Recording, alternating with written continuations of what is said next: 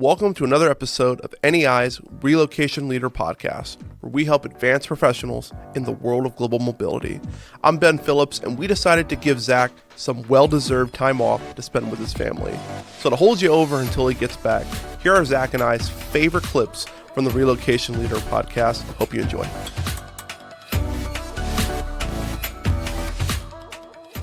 So I can't imagine that they make many like relocation-specific laws, right? Mm-hmm. So, how is our industry, I guess, affected by the law, Right. like when they're not making like a relocation law?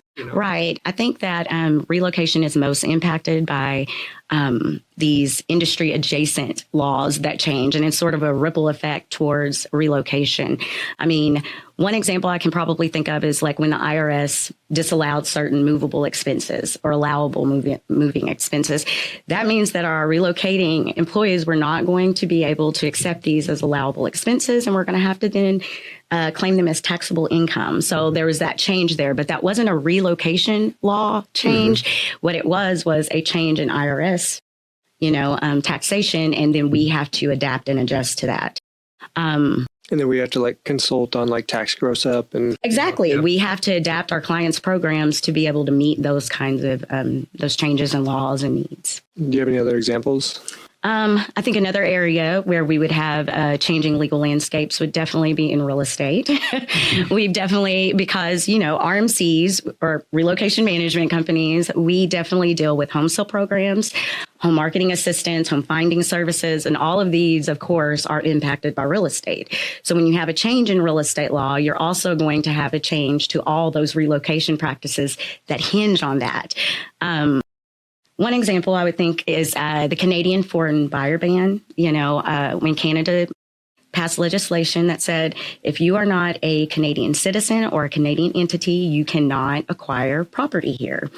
That doesn't seem like it was targeting RMCs. However, there was no exception made for RMCs. So that ripple effect came through, and now we have to look at client programs that have Canadian home sale programs. We have to look at alternative ways for them to help their relocating employees other than the home sale program. So whether that be, direct reimbursements of home sale costs or things of that nature. So, making those changes was just our way of adapting.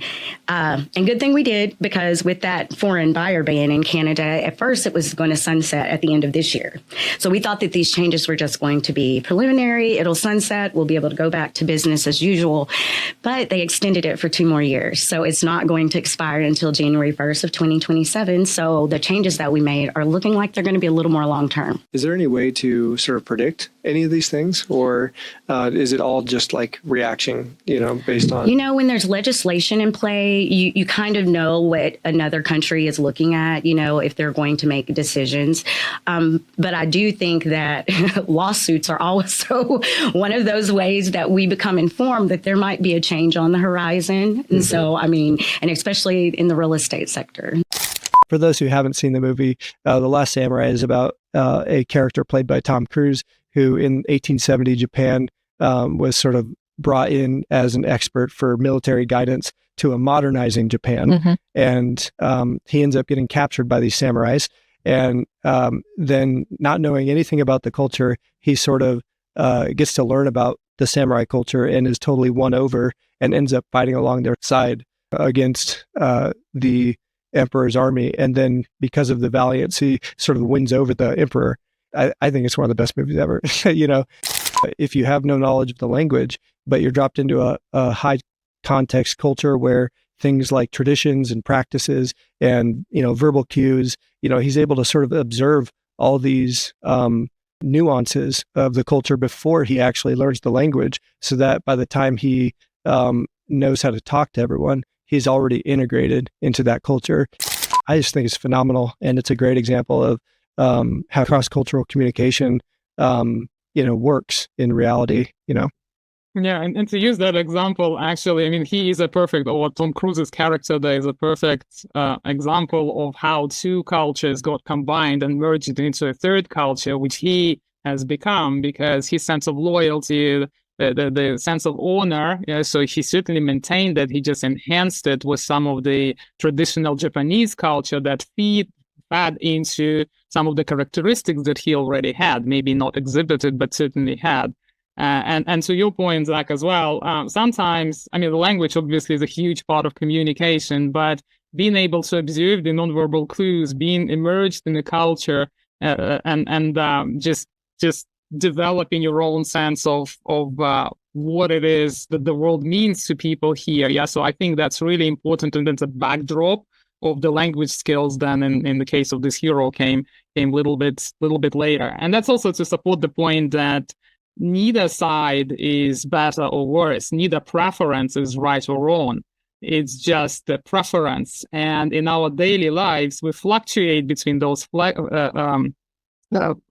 tendencies and preferences from morning till evening. Yeah. So just think about yourselves when you are in a work environment, so you may be more task driven and more explicit and more low context than when you deal with clients who maybe are in Japan or maybe in the UK. Yeah. So you tend to shift your gear and be a bit more, observant of the environment, of the nonverbal clues that the client is sending you, just setting the stage and reading between the lines a bit more. Then when you talk to your husband back home and he's from Austria, maybe you're switching back to a bit more of a direct communication style. And then you're talking to the kids and you're switching your style yet again. So it's all really about the sense of awareness and understanding that we are absolutely capable and are doing actively this style switching and the code switching going through our day-to-day activities. And it's not a separate skill that we have to acquire. We just have to be aware of that skill and we have to utilize it, intentionally. Do you see any companies using relocation as sort of like a way to help bridge that wanderlust in the military? There's people that join the military just because they want to see the world. Yeah. And, I imagine some companies, if they wanted to, they have office locations everywhere. They could fulfill some of that desire to sort of change circumstances or move on with just thinking ahead about how they're going to deploy talent in and around the world. Yeah, no, that's definitely a key selling point for some, I would say. It really depends on where you're at in your life, in your career, because if you have a family, that's less desirable, especially if you have kids who are in school and sports or whatever. It's a lot more challenging. But for younger people, it's a key selling point because a lot of us want to travel. We want to be diverse, and that's how you're going to get it, is through life experiences internationally or in places outside your comfort zone domestically. But I would say clients are still a little weary on doing it just because of the cost. So they're like, oh, but you do get such a bigger talent pool when you offer those relocation packages to people. What would have to happen to change their mind? I'm just curious from your perspective. Seeing success stories. That's where we get clients more open-minded, is saying like, hey, again, I know you guys really want this purple unicorn local, but this is not going to work. We just had a client who actually did this exact thing, and they brought someone in from maybe outside the industry in this location across the US. Here's how it worked out for them. And once people see results, they're like, oh, okay, all right. I know it's been done, so we can do it too. So how important is it that companies, look for flexibility in their relocation provider, given that, it seems like you have to be so nimble to account for all these increasing, changes and shifts in the marketplace and, in the culture and how things are working out economically? Flexibility is the word. Good choice, Zach, because it is exactly what we're having to do. I'd say the old days, again, when I talk about my years of experience, we had two policies, a renter and a homeowner, if we're talking U.S. domestic. And now we probably have 5 policies. And in the international scene, we have the same thing where we're moving more to, instead of a long-term, short-term perm, we're talking about commuter policies. We're talking about rotational programs. We're talking about probably a core flex, which has been around for years, but again, it's becoming the normal instead of the exception. An HR department maybe wants to flex some of the benefits, or we want the transferee or the assignee wants to flex benefits. It's an excellent way to customize a program without compromising, again, DE&I considerations, making sure that we are not offering A to transferee B or C, and make sure that we are actually showing somebody the flexibility for a policy without having an issue with somebody getting this benefit and another person not getting that benefit. So if you could pick any celebrity to be your account executive, who would you pick? Oh, no, he's probably not a good one. I had the same experience earlier. I was talking about this with Ben. I was like, Ryan Reynolds. And then I thought about it. I'm like, that could get really confusing. You know, he'd be wonderful. But then eventually I'm like, okay, I need some clear talk here, you know? So I'm going to date, well, I'm the person that comes to mind, just because we're on a bit of a phase in our family of watching shows from the 1970s, things that I maybe didn't necessarily watch. So two people potentially could see them as great. Michael Landon. Okay. Because Michael Landon is always. And if you were going to South Dakota, or, you know. He would be a guy, like, you know, and he knows that he is calm, he is supportive. Get you guy. He doesn't, you know, anger easily, you know, he's calm. And I think he just have that very calm presence. And then the other person would be James Garner. Nice. Because he's also calm, smiling, tries to connect with individuals. So those would be my two picks. But again, those aren't bad picks. Celebrities I don't follow a lot, but that's just probably recent viewings in our household where I would pick those. My daughters love Little House on the Prairie. Yeah. One of my favorite shows to this day. Work from home versus, you know, getting people back into the office. Like, where does that dynamic intersect with immigration, and how might companies' policies begin to change and accommodate this new, this new factor? I think a lot of it's going to be governed around compliance. I think the government's still trying to get their arms around what does remote work mean, and if you're remotely sitting in one country, but that work is being performed in another country, you know, who's responsible for that? What country's employment laws does that employee fall under? What holidays should they get? What social insurance should they receive? All of those things, I think, are now the dynamics in play that everyone in governments are trying to sort out, because then the next biggest thing is who gets the tax earned from that work activity that they're doing. So all of those compliance issues are going to start driving the policies. Employers aren't going to want to have to police everything that they do, but in some respects, when it comes down to compliance, they're going to have to. So I think they're going to start to see, and we encourage that today, have a documentation of where you expect your employees to be, where they're at. So there's no surprises where we get the call from you, Nate, and all of a sudden you're saying, yeah, Australia's been great. And we're like, wait a minute, Australia, what are you doing working there? We thought you were just down the street working where your house used to be.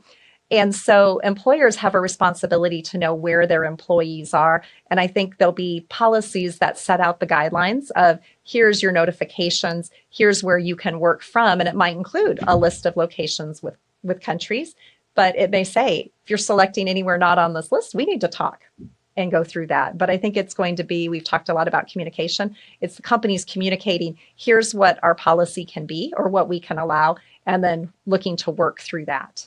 And historically, we haven't had to say, we need to know where you're working, because no one really dreamt that if you weren't in the office, that you weren't just down the street at your house. And now you see the commercials.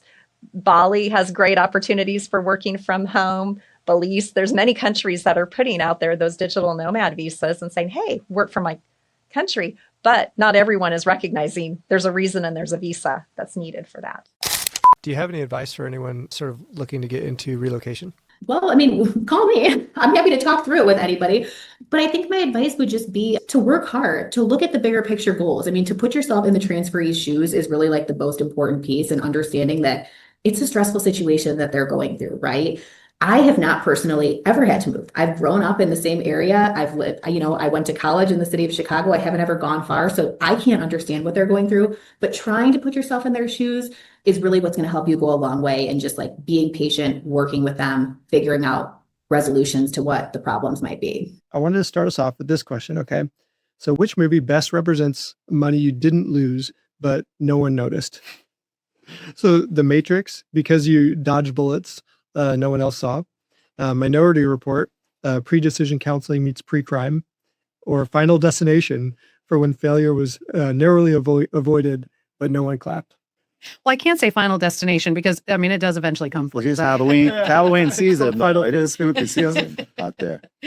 Yeah, no, I think it might go with Minority Report. Just the amount of proactive work that goes into a mobility plan, a relocation, moving a family from A to B, it's our responsibility to handle these moves for our corporate clients.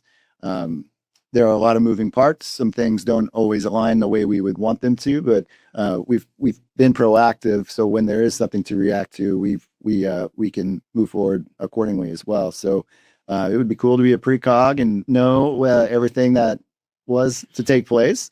Maybe with a little bit more advanced notice than a minute or two, something like that. But I just think the work that is done before things move into motion, they're important. That's like, I would say, like, are we the baddies? Like, they were the bad guys. That's right. That's right. Can I pick another movie? Sure. Okay. So I would say Moneyball. Do you like Moneyball? I could have guessed. You could have guessed. I know. It is the best movie. I always wanted to be Jonah Hill. Well, not Jonah Hill, but Jonah Hill's character. Right? That's right. Yes. He's in that one. In real life. He is. But in that movie, just chef's kiss. So I think about Moneyball because you've got...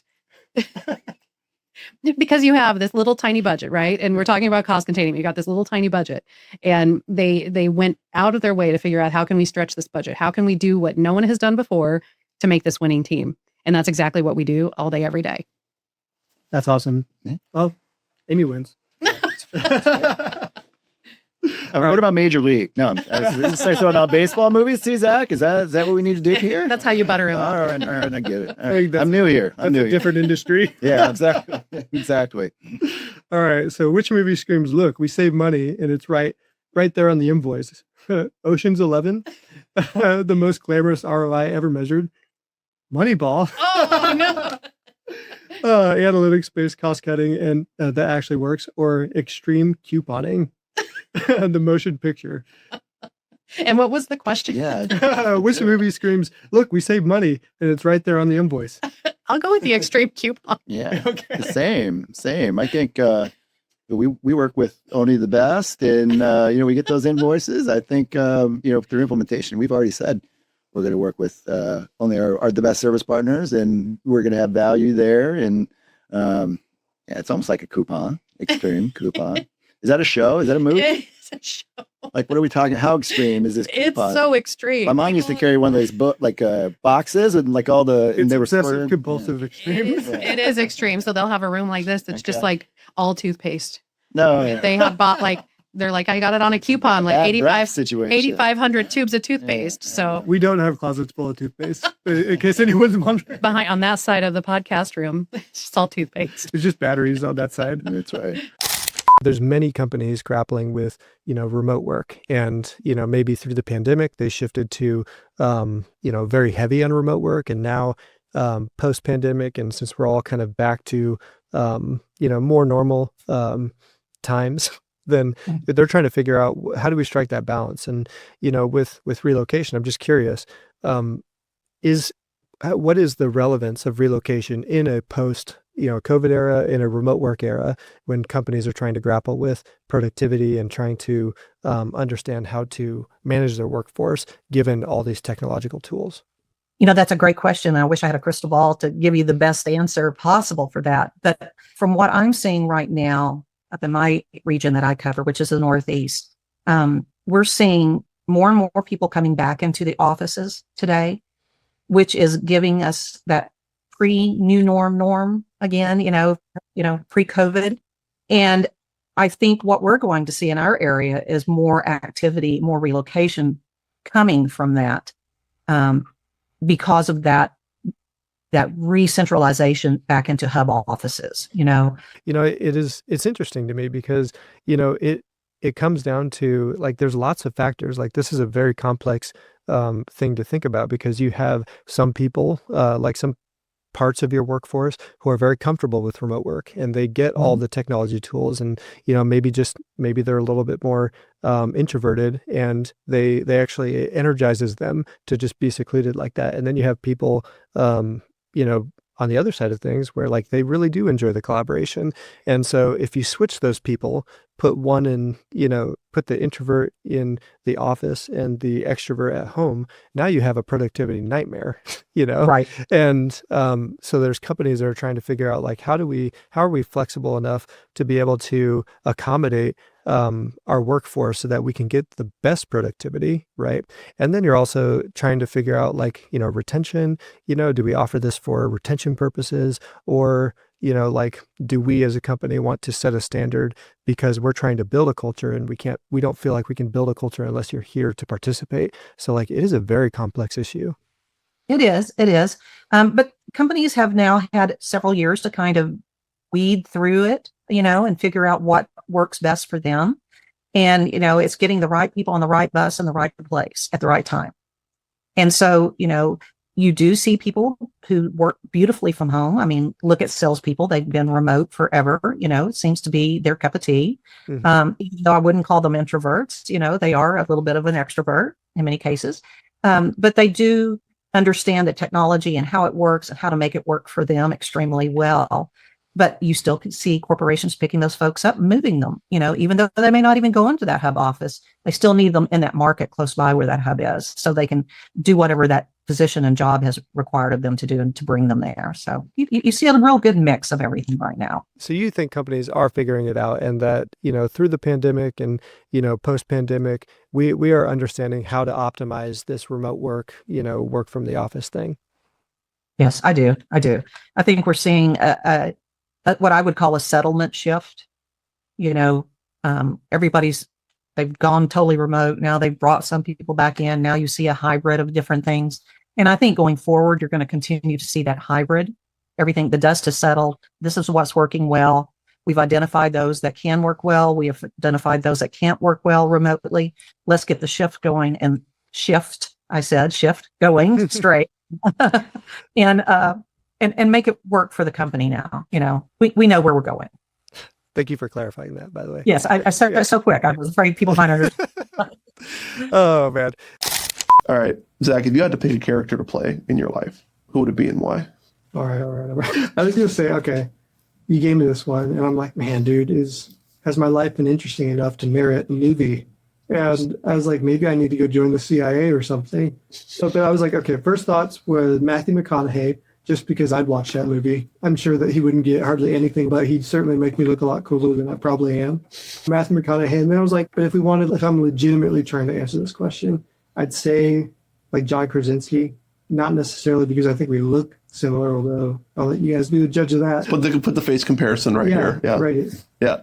But I think that, he'd probably do a good job at capturing my demeanor. I liked how in like Jack Ryan and in he's just played some serious roles more recently. He stepped out of the office and stuff like that.